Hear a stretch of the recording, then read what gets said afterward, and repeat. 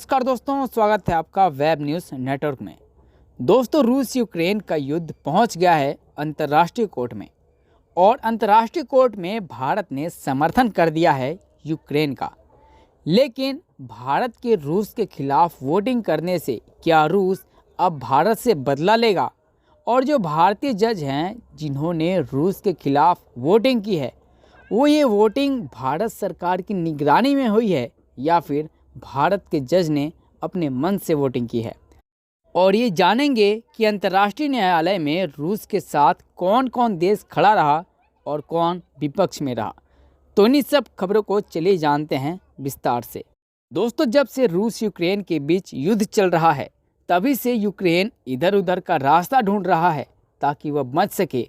पहले तो यूएनएससी में वोटिंग हुई, लेकिन उस बार भी भारत ने किसी के खिलाफ वोटिंग नहीं की और न ही चीन ने की।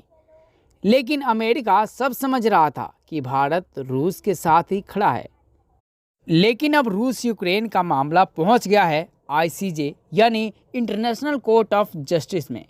आपको बता दें कि पूरी दुनिया के मामलों को आईसीजे में ही हैंडल किया जाता है, चाहे पाकिस्तान से पानी रोकने की बात हो या फिर कुलभूषण जाधव का मामला हो।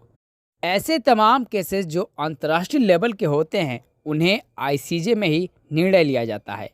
ठीक वैसा ही हुआ रूस यूक्रेन के बीच।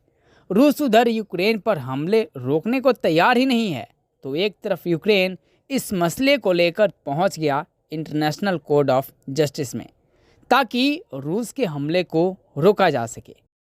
लेकिन जब इंटरनेशनल कोर्ट में वोटिंग की प्रक्रिया शुरू हुई, तब 13 देशों ने रूस के खिलाफ वोटिंग किया, जबकि 2 देश यानी चीन और रूस ने रूस के समर्थन में वोटिंग की।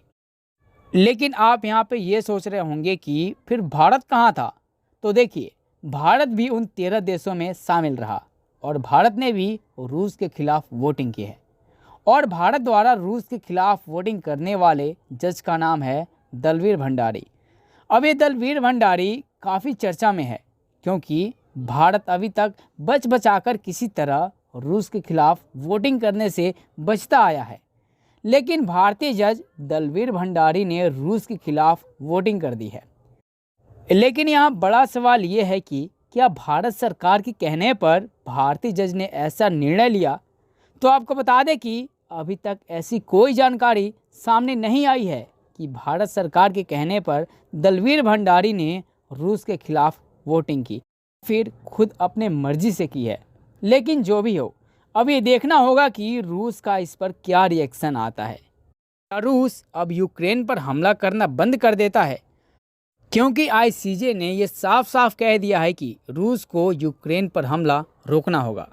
लेकिन जिस तरह भारत ने रूस के खिलाफ वोटिंग की है, क्या रूस भारत के खिलाफ होगा? और क्या रूस भारत को कच्चे तेल देने से इनकार कर देगा? तो अभी देखिए, ये कहा नहीं जा सकता कि रूस भारत के खिलाफ होगा या नहीं। और जहाँ तक कि भारत को कच्चे तेल देने की बात है, तो रूस भारत को कच्चे तेल देगा।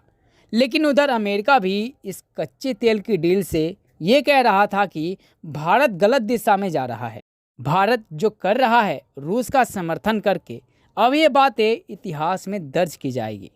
लेकिन अमेरिका जो भारत के इतिहास की बात कर रहा है, तो अमेरिका को अपने गिरेबान में झांक लेने चाहिए कि कैसे जापान में अमेरिका ने कारनामे किए, जिसकी सज़ा आज तक वहाँ के आम लोग भुगत रहे हैं। लेकिन खैर, जो भी हो, भारत ने जिस तरह रूस के खिलाफ वोटिंग की है, उस पर आपका क्या कहना है? कमेंट में ज़रूर बताइएगा।